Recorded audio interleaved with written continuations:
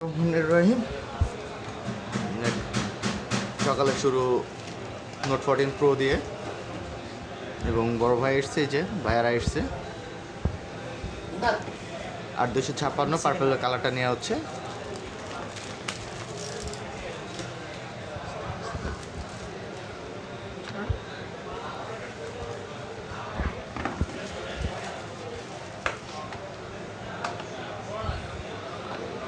কালারটা কিন্তু purple colour, so কালারটা সুন্দর। 4টা কালারে অ্যাভেলেবেল আছে। ওকে, ওপেন করেন ভাইয়া।